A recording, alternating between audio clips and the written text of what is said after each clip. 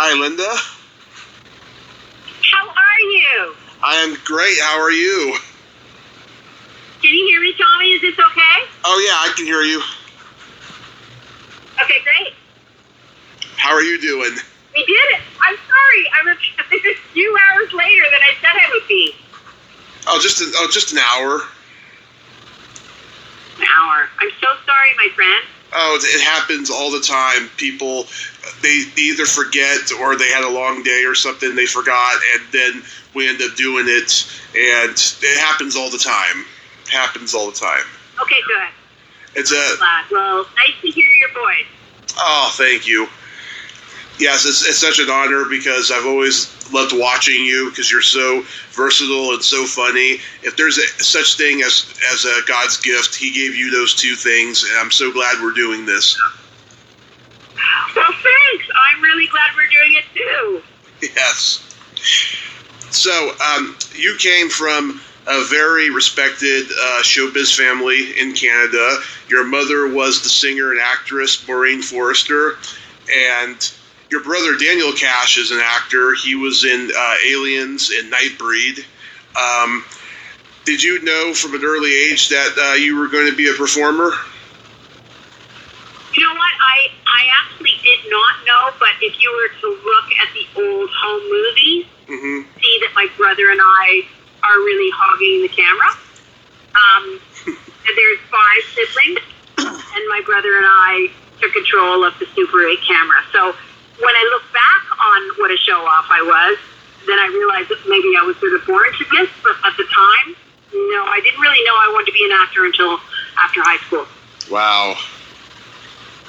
But it was always... And I was a bit of a slapper in high school. I was not a great student. I was really, really smart. I thought my social life was kind of more important. You know, I came from a family where my parents were musicians and neither of them saw the 9th grade. So they worked at a very early age. And I think they figured we sort of were adults by the time we were 14. So there was a lot of, discipline or scrutiny or whatever. So I was a bit of a wild kid.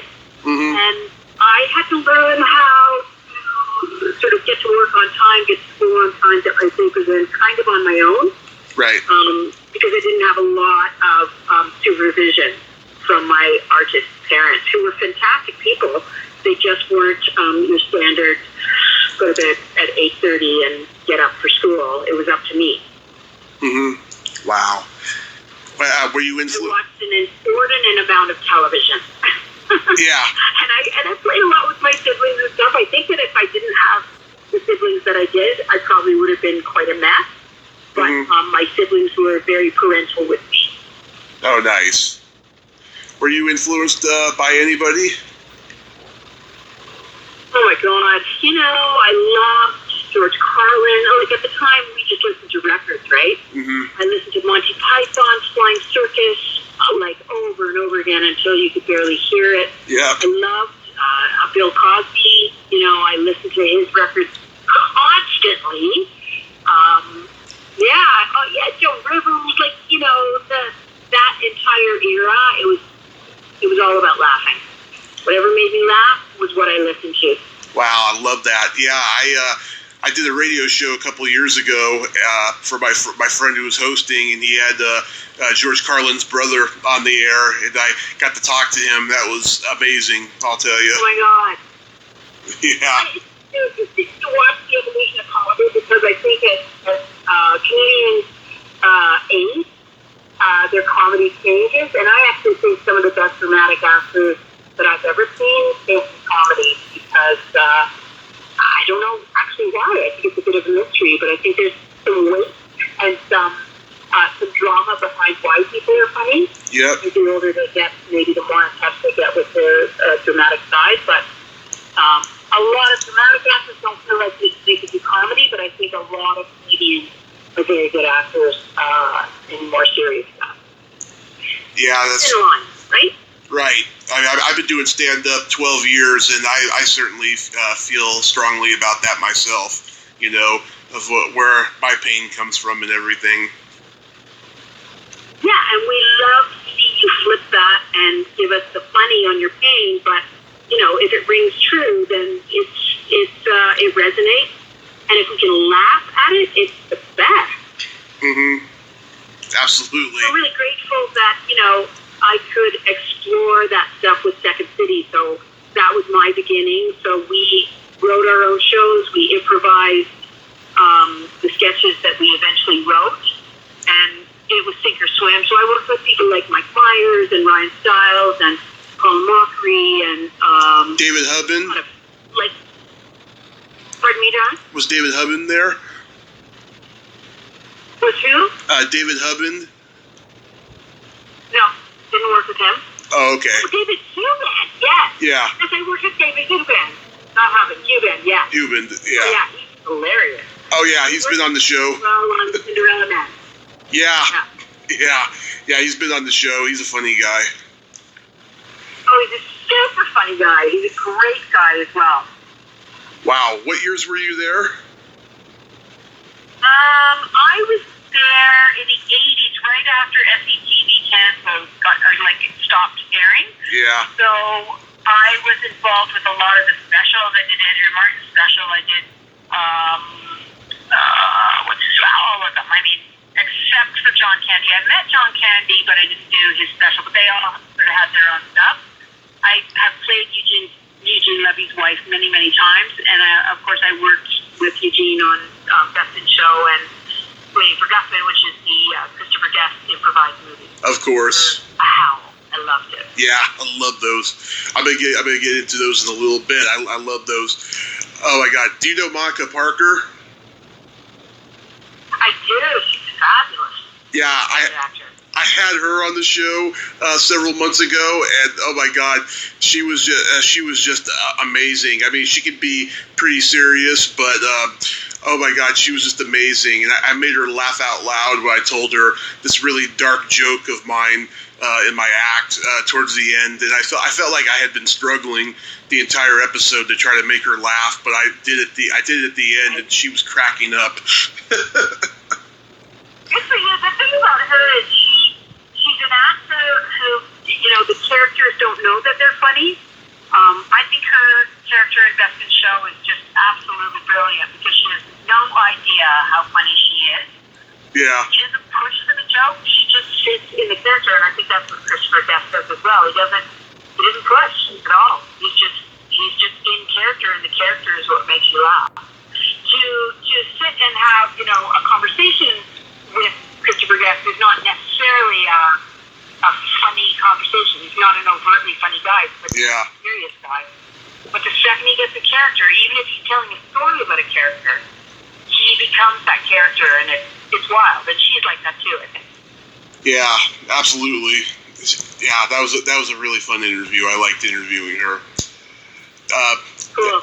The Second City, that's where you met your husband, Paul O'Sullivan. Yep. Yeah, I directed him, actually. I was directing in Second City, and he was in the cast. Mm-hmm. And I have a thing for funny guys. What can I say? He's a funny man. And we were together for many, many years. He passed away, unfortunately. We hid together. And we have a blended family. So there's his daughter, my daughter, from my first marriage to another actor named Michael Riley. Very good actor. And then he and I made Tilly, who's probably the funniest person I know. Oh, yeah, I'm so sorry about his passing. A couple of years ago, I had a car accident, and I spent 30 days in a coma. 30 days? Yeah. Holy shit, buddy. That's a long time. Yeah. So did you have to relearn everything? Oh, relearn everything. Re-walk again. I mean, I was just... I had so much injuries, I'll tell you. Like, I wasn't expected to make it, but I did somehow. Yeah. Well, and look at you now. That's incredible. It's a very, very long road, and I'm very, very sad that we lost them, and I have to say that, sort of my life is measured before and after that date, because it changed everything. Mm-hmm. But he was a very funny guy. I do fundraisers in honor of him every year, called Paul's Left Ball, and people think he died of testicular cancer because of the name, but I just like the name. I think it's funny, and I think he would find it funny. And it's basically reviewing his career and having a bunch of comedians come and talk about him and do their stuff and make people laugh, because that's what you got to do. Yeah. There's nothing else to do, right? No, not really. I remember him in the movie High Spirits. Yeah. That was a funny movie. He was. He also did. He did the stage production in Toronto of Producers, and he played the Nazi character, and he was absolutely brilliant. Oh, nice. He also helped write the musical Drowsy Chaperone. Drowsy Chaperone it won a bunch of Tonys. It's a very funny musical, and he was the best man. He was the original best man. And the musical was a present to a couple that was getting married, and they ended up pre-wedding show that went to Broadway. So, pretty cool. So Paul was the original best man. Wow, that's great. Did you two ever move to LA or New York? I moved to LA in the 90s during the Clinton years, so it was like 91 to 98. And so it was with my first husband. Mm-hmm. So I was there, had a baby there, did Seinfeld and Third Rock, and all the sitcoms that were happening at the time. And that's where I met Krista Smith and did that stuff as well. And then I left. My marriage kind of fell apart a little bit, and I came back to Canada because my parents weren't well. Mm-hmm. And that's when I met Paul. Wow. So I had a whole new life, and Paul and I actually moved to a farm outside of Toronto, and we lived on 52 acres, and our kids were young enough at that point that we thought we could make a big move, because both of us wanted to try living on a farm. So I worked in LA, and I worked in Vancouver, and I worked all over the place, but our home base was a farm with horses and chickens, and we had a really, really good adventure. And then he passed away in 2012, and I back to town, because it was like I wasn't a handy gal. I was a funny gal, but not a handy gal. He was a handy man around the house. So that was an adventure. So you started working steadily in TV, and you were on a very funny episode of Seinfeld. Yeah, I was really lucky. It was one of my first gigs in LA. Mm-hmm. I actually was. It was pre-cell phone, and I was body surfing just north of Santa Monica, and I checked a payphone just to see if I had any messages, and the message was, "You've got to get to the Valley like right away. You've got a Seinfeld audition." So I basically got in the car and changed in the car. I had sand in my hair. I was not prepared for this thing. And I got to the Valley, and I was so happy that I made it on time to the studio that I was not nervous at all for the audition. And Larry David was there, and Jerry was there, and it was a riot. It was great. I had so much fun. Nice. Yeah, that's the episode where George eats that banana split, and it's on TV. Yeah, and he grosses me out, so I break up with him. And then they use Marlee Matlin, a deaf actress, Academy Award winner. She's fabulous. And she reads my lips, and she misreads my lips. So I think it's called The Lip Reader, and it's in season 4. Yeah. And to be honest with you, I wasn't sure that the episode was working. And then people kept coming up to me saying, "You know what, you're in a classic. This is a classic Seinfeld." Like, what are you talking about? They don't like me at all. I can't hear the audience at all. And then I saw the edit, and it was like, no, totally worked. It's all about it. It's all about the edit. Yeah, and Carol Leifer wrote that episode. See, Jerry did about 45 minutes of stand-up before we started shooting. So the audience was putty in his hands. Wow, he must have been exhausted. With Jason, who was a fabulous guy. Wow, he must have been exhausted after that night. Wow. You know what? He did that every time. I think his first love is stand-up. He loves stand-up. He knows how to warm up the audience. Yeah. There were like 400 people in the studio audience, and they had a gas. And he made sure they were going to have a great time because he wanted them to stay up and alive. He knew exactly what he was doing. He's such a smart guy. It was amazing to watch him. And Larry David, actually, when I was in the restaurant, was in my eye line. And he doesn't smile. So I kept thinking, oh my God, this guy hates me. He thinks I'm awful. But I realized he doesn't really overtly smile very often, so. Yeah. But I had a great time. It was fun, and it was my first real job in LA, because before that, my cat had a gorgeous apartment, and we just kept going back to Canada to make our dough and then come back. So it took a while to get work in LA, and we finally did, which was good. Yeah. The first time I ever saw you and was mesmerized by you was in Ernest Rides Again. It's the slowest action movie ever made. Yes, it is. It is so flippin' slow because it's 25-cent budget, and there's a huge sort of medieval tank, and it moved so damn slow. It was so slow. But it was such a fun movie to do, and Jim Varney was such a character. So I did 3 Jim Varney movies. I did Ernest Rides Again, Ernest Goes to School, and Ernest Goes to Africa, which we shot in South Africa, which was a great adventure. Yeah, I love all of those. I love all the Ernest movies. My mom, she took me to see this when I was 10 years old. My dad usually took me to movies, but I remember he had neck surgery around that time. So my mom took me. It was like we were doing Christmas shopping at the mall, and then went to go see the movie. You know, she didn't like Ernest movies, but she knows I like them, so we went, and I just loved it. I thought it was one of the funnier ones in a while and stuff. And you're very good at playing a superficial, high maintenance bitch. Yes, I am, aren't I? How is that? No, that was such a fun character. There was lots and lots of pink on me, I'm telling you. It was really, really fun. And it's sort of like jumping into a cartoon. There's a certain size that you have to play in those movies, and it's a riot. I had a fantastic time. And the group around Jim, his producers, were just amazing guys from the South, and we premiered in Nashville, so it was the first time I'd been to the southern United States, and it was a gas. I had a great time. Yeah, because all the yes, I was a bitch, and it was really fun. Yeah, I love how Nan has to constantly be told she's pretty. Tell me you're pretty, exactly. Well, you are pretty, Linda.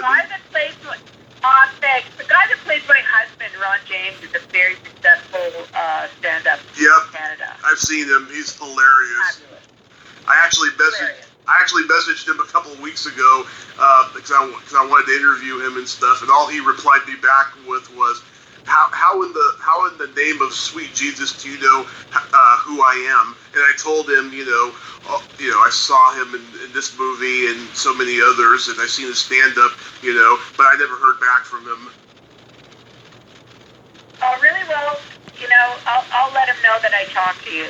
He's a Facebook friend, so I'll let him know. Oh, that's very nice of you, Linda. Thank you. He's a super nice guy. He just talks really fast. So. Yeah. I love your exchanges with those door-to-door salesmen. Oh, those guys were just a riot. I loved those guys. I don't know that I can't remember the shorter of the two, the librarian by trade, and I think Jim just loved the look of him, and he was just such a sweet guy, so he just kept hiring him, but he was actually a librarian. He's a really nice guy. Wow. I love them both. Wow, and those are the characters that normally Gaylord Sartain and Bill Birch played in those movies. That's right. I'm surprised that they didn't do it, but these two guys were really funny. Yeah, they were great. But I worked with Gaylord and Bill in Ernest Goes to School and in Ernest Goes to Africa. It was super fun. Yeah. I love when Ron James, I love when he bends you down and kisses you and walks away, and then you have that look on your face like, that was good. That's the man I married. I have to watch it again. It was so funny. The you remember. It was such a good time. Well, I watched it last night for the first time in a while, and it just all this stuff came back to me. You know? Yeah, you had that look on your When face. you were 10. Yeah. Well, no, I've seen it many times since then, but I just watched it for the first time in a few years last night. Right on. And that look on your face is so funny. You look like you just had an orgasm. I'll have to see it to remind myself what that looks like. Yeah. And, Ernest Goes to School. That was one of Sarah Chalke's first movies. That's right. Oh, she was a baby there. She was very young. She was terrific. And I think Will Sasso was in, he was in Ernest Goes to School. That was one of his first movies as well. Yeah, Corinne Colso, she's really good, really sweet as the nerdy teacher. Oh, Corinne is fabulous. Yeah, she's great. She does a lot of stage now. And it was the only Ernest movie that Coke Sam's directed, because John Cherry did all of them. John Cherry did most of them, yeah, that's right. And Coke Sam's was just a fabulous guy. I don't know what's happened to him. I've lost touch with him, but they were great guys. Just great. And was Ernest Goes to Africa, was it a lower budget than the previous ones? Because it looks like it.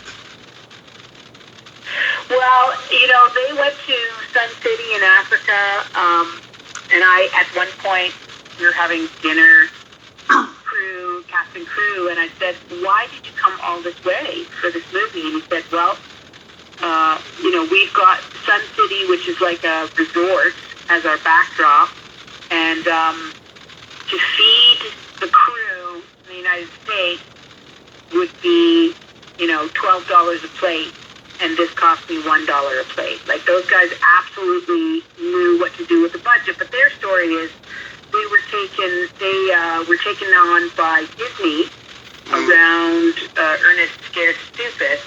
And Buster was such an entrepreneur. He was such an individual guy who just really wanted to run his own thing, that he chose not to go with Disney, and so they left Disney and they funded the films themselves. Yeah. So he had every opportunity to go huge, big budget, and he just didn't want it because he wanted more control creatively, which I always admired. So they were always on a bit of a tight budget when I worked with them, but they made it work for sure. Yeah, he was really smart going to Canada after Disney, after the whole Disney thing, because he got all the best the talent from Canada, I think. Well, everyone wanted to work with him, that's for sure, because those guys were really, really fun to work with. He was just a great guy, and taught me a lot about if you want to get it made, sometimes you got to go low budget and just make it work. Because it's a very, very different situation than having a studio tell you what's funny and what isn't and how to do it. Yep. Very independent guys. Very interesting. Yep. I noticed in the last one, Ernest in the Army, your sister-in-law, Haley Tyson, plays his love interest.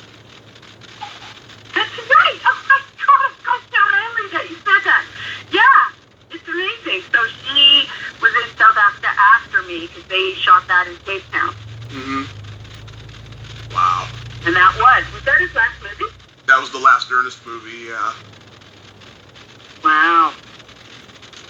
Yeah, so that was right after Ernest Goes to Africa. Interesting. Yeah. He was going to do Ernest in the Navy, but he didn't get a chance to do it. Yeah, he was pretty sick. The interesting thing about him as well was he smoked like a chimney, but he never ever smoked or got out of character if there were kids around. Yeah. Really kept the integrity of that character around children, which I always admired. I thought that was great. But he liked his smoke, that's for sure. Yeah, I was told. He also liked a lot of things. Like, he just was a Renaissance man. He knew everything there was to do. He knew everything there was to about watches. Like, right. He had a huge collection of watches. He knew everything there was to know about perfume. He was very interested in colognes and stuff. Like, he was just one of those people that had a photographic memory, and he knew a lot about a lot of things. Wow. He Yeah. also magic tricks that were really cool too. Like, he just was a very interesting guy. Yeah, I I interviewed one of the kids from Ernest Goes to Camp, and he told me Jim was like a mentor to him on that movie. And he got to see him one more time about 7 years later. He was on the 20th Century Fox lot to audition for something, and Jim was shooting the Beverly Hillbillies, and he was dressed like Jed Clampett on the lot and everything. They saw each other, they hugged, they talked for a few minutes, and then that was that. And he says that just he thinks about that all the time. You know, he was just such a mentor. Very cool. He also was a brilliant Jed Clampett. He was great in that. Yeah, I love that. And then he did. I remember he did a McDonald's commercial one time where he was playing a cowboy in it, and he was a lot like Jed in that. Right. Yeah. No, his characters were really, really good. He was underrated, I think, by the general population, but and the Cerritos Auto commercials that they did before they started the Ernest movies, they shot 5,000 of them. Wow. So, really interesting trajectory, his career. Yeah, I know he did a lot of those commercials, a lot of them for different products and stuff too. Yeah, for sure. So how did Waiting for Guffman come to you? Well, I had worked with Eugene Levy a couple times as playing his wife, and he recommended me to Christopher Guest. Mm-hmm. And I had about a 45-minute time slot to sit with Christopher Guest and have an interview. And about 5 minutes later, I left and went, oh my God, that was like the worst interview I've ever had. It was really stilted conversation, and I'm a pretty, non-pretentious person, but I'm not great at selling myself. Mm-hmm. So it was like, for my Saturday Night Live audition, Lorne Michaels was eating a chicken dinner, and I think he expected me to make him laugh, and I was like, I don't know what the frick to do. Make me laugh. I know I'm funny, but I have to be up there on stage. I'm not that kind of a comedian. Mm-hmm. So it was the same with Christopher Guest, and then I got the part, and I was shocked. And then when I got to set, everybody told me they had the same kind of experience, because as I said, Christopher Guest he's not that comfortable in social situations. He's a genius in character, but he's not good in an interview. And I wasn't good either, so I was absolutely shocked. So I took a dictaphone at the time, because it was pre-iPhone, right? Yeah. And I went on Santa Monica Beach, and I asked myself 101 questions about the character, and I answered every one. So I figured out who my character was. Because all I knew was I was Eugene's wife for Waiting for Guffman. We lived in the Midwest. We were probably the only Jewish people within 500 miles. He was an actor and, in the show, and that's all I knew. So everything else I could make up. So I asked these questions of myself. I answered the questions along the beach, and then we were shooting in Nashville, and in the cab, the cab driver was from the Midwest, and he was so nice. Where are you going today? Like, I'm going to Nashville. But isn't that awesome? It's a great place you're going to really love. Have you ever been there before? And I went, oh my God, keep talking. That is the voice. That's the voice. I didn't want to play harpy Jewish character, typical stereotype that was too loud and not supportive. I wanted to play a soft-spoken, woman who is super supportive of her husband, and that's who I played. And I got the voice literally on the way to the airport. By the time I was, improvising the character, I knew exactly who I was, and it was a great process. There was 55 hours of film, and he cut that down to an hour and a half. Wow. Yeah.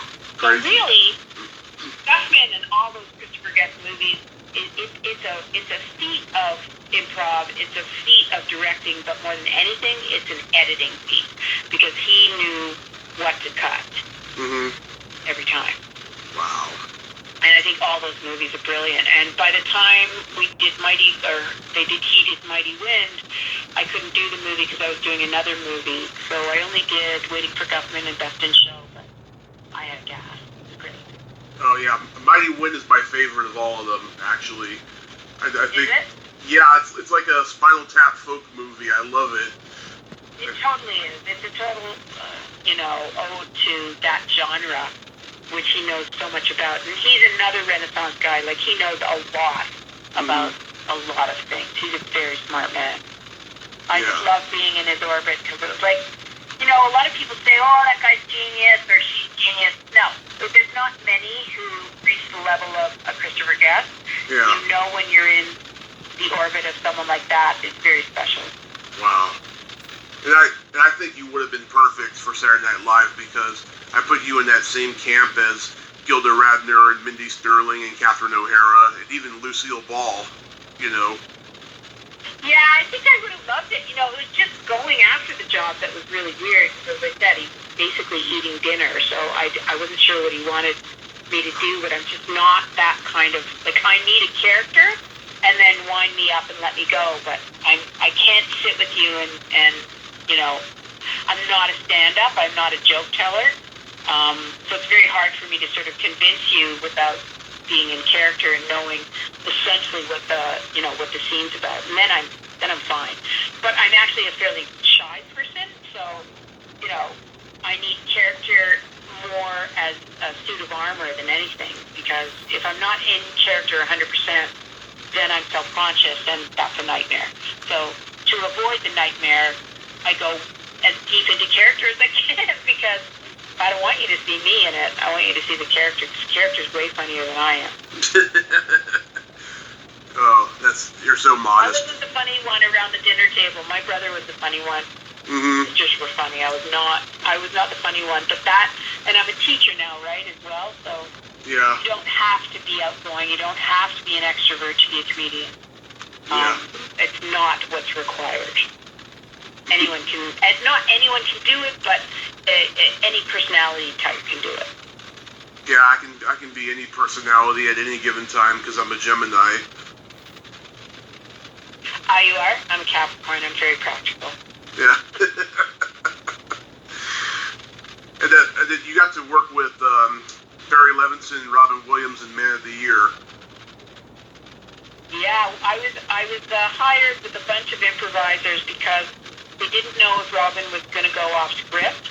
Mm-hmm. And Barry Levinson wanted some skilled improvisers to be around him just in case he went, wherever he wanted to go, and we would be there to improvise. But the truth was he didn't deviate from the script. He was fairly true to it, but I got to spend 25 days with that man, and I am way, way lucky for that experience. I adored him. He was so kind, and he had the most incredible memory. He met my daughter, who was 5 at the time, and we were living on the farm. And, she didn't know who he was, so she wasn't starstruck at all. And she was jabbering on about our donkeys and our chickens, and she was just talking to me. Yeah. And 3 weeks later, he saw her on set, and he picked up the conversation. Like, he remembered everything that she said. There was absolutely no reason for him to hang on to that conversation, but he never forgot it. Wow. And he was like that with everyone. And we would be in the middle of Dundas, Ontario, which is like a super small town where we were shooting. There would be people, literally, their faces, we were in a restaurant, and their faces were pressed up against the window to be anywhere near Robin Williams. And he would, on the break, go outside, be completely surrounded by the crowd, and let himself be pawed by these people who were gaga to be close to Robin Williams. He was unbelievable. He was so generous. I adored him. Oh, that's great. Yeah, people ask me all the time if I ever got to meet him because we're both Bay Area comics. I never got to. I mean, he was a guy who would appear at any open mic in the Bay Area when you least suspected it, and I never had the fortune of doing that, but I know a lot of comics who did. But my mom told me when I woke up from my coma, I'd said that I was in comedy heaven with him and that we went on a tour. Yeah, I don't remember that. Yeah, I don't remember that at all, but I don't doubt that it happened because I am a spiritual person. Right. Yeah. Oh, that's wonderful. Well, he was really special. I just thought he was great. And it was really fun. I got, as I say, 25 days on it, so I got to observe him, and it was a good cast. I had a great time. Yeah, Christopher Walken, Jeff But Goldblum. Christopher Walken was amazing too. It was really good. And what's his name? Louis Black. Louis Black. Oh, fabulous guy. But he's a real gentleman. You don't expect you expect him to be angry about everything, but not. He's really quite a gentleman. He certainly knows his comedy. He was wonderful as well. Super smart. Yeah, he's brilliant. He's in the company of some very smart people. Yeah, I don't think you're going to see a late bloomer in stand-up comedy again like him. I mean, he's just brilliant, Louis Black. Brilliant. Oh, he still is. I hear him on Sirius Satellite. It's like the guy, he's even better. Mm-hmm. He's great. Yeah. Yeah. Do you have any... When did he start? How old was he when he started? I think he was like 40 when he started because he was a playwright before that. Right. Yeah. Cool. Very good. He's about 70 now, but like he was 40 when he started, and he was a playwright before that, and he acted in anything that he was an extra on or something like that. But yeah. Right. Do you have he was a good actor, you know. I don't know how much acting he did before then, but he was really good. He was in character. He stayed in the scene. He knew what he was doing. I did. When you watch the movie, you see me eating and laughing. There wasn't an opportunity to do a lot of improv because they did stick to the script. Yeah. I had a great time just being in the room with them. It was really good. Yeah, I gotta watch it again. I only saw it one time. I gotta go back and watch it again. It's not a superb movie. It's kind of. I think what happened with that movie is they soft-soaped it a bit because I think they were afraid to ruffle feathers in terms of specific references to George Bush or whatever. Mm-hmm. So I think it wanted to be, a biting satire, and it wasn't brave enough in its dialogue. I think they should have gone for the throat, and they were too afraid to do it. So I don't think it works for that reason, but I don't think it's because of Robin. Because I think he's great. Mm-hmm. Absolutely. So do you have anything that you're working on right now? I'm doing, I just finished a show, season 3 of a show called Private Eyes with Jason Priestley. Mm-hmm. And he's a very, very nice guy, and it's shooting up here. And I play a really cranky detective, which is fun. Mm-hmm. And I'm doing a one-woman show called Becoming Dr. Ruth. So I'm actually playing Dr. Ruth, which is fun. Oh, that sounds great. Yeah, it's really great. It's really, I don't have it yet, and I'm a lot bigger than she is. Like, I'm tall, and so when they asked me to do the play, I said I really, really want you to scale things so that I look small, because she makes a lot of references to her size, and she's about 4'0". Like, I've met her before. Mm-hmm. So I want to scale it so I look tiny, because she's this feisty pistol of a woman. And, so I'll be talking about good sex. Nice. Anything sex, I'm there. I love it. There you go. Even if it's from a 66-year-old woman, that's how old she is. But it'll be really good. And I'm doing a lot of directing. I direct a lot of one-person shows. Mm-hmm. Where people come in with their material, and I love to dramaturge, and I love to shape people's material, and I love directing. And I have school, so I teach kids and teens. And I teach in the community as well. I teach teen moms, and I like teaching kids at risk. It's very challenging, and improv is a very interesting thing to teach kids who don't trust very much, because the whole thing is based on trust, right? Right. So it takes a while to gain the room's trust, and then you sort of make them feel safe, and the material that comes out is wild and wonderful, and I love working with teams. Oh, that's great. Yeah, you gotta come back on when you do that one-woman show and stuff. I will come on as Dr. Ruth once I know what the hell I'm doing, and I will talk to you with her. That's a promise. That would be hilarious. Wow. And this whole time you've managed to go without swearing. I know. That's pretty fucking good, isn't it, hon? Yeah. Oh my God. One thing I've learned from doing this show. Oh my God. all actresses have a dirty mind, and especially especially in Canada, okay, because our mutual friends, Lisa Langlois, Leslie Donaldson, Lynn Griffin, oh God, they all love a good dick joke, I'll tell you. Well, I don't, as they say, I'm not a joke teller because I will wreck the friggin' thing right away, so that's up to you. I can't tell my joke. But I will ask Lynn Griffin. Oh yeah, I had Lynn back on a couple months ago. We spent about 80 minutes just talking dirty and laughing, and I lost count of how many times she talked about her pussy in the whole episode. Bless her heart. Well done. Good. Better than me. Well, it's good talking to you, brother. I really enjoyed it. Oh, yes, I enjoyed talking to you too, Linda. You're a sweet lady. And let's do this again, like I said, because I think that would be a lot of fun, just hearing you as Dr. Ruth. Cheers. Well, listen, I will get you in touch with Ron James as well. I'll let him know that I talked to you. Oh, I appreciate it so much. All right, well, enjoy the Bay Area. You're in the nicest part of the world. Actually, I'm in Reading right now, but I'm going down to the Bay Area for a little mini vacation next week. Oh, good for you. Awesome. And I'm so glad you're back from that incredible adventure you had.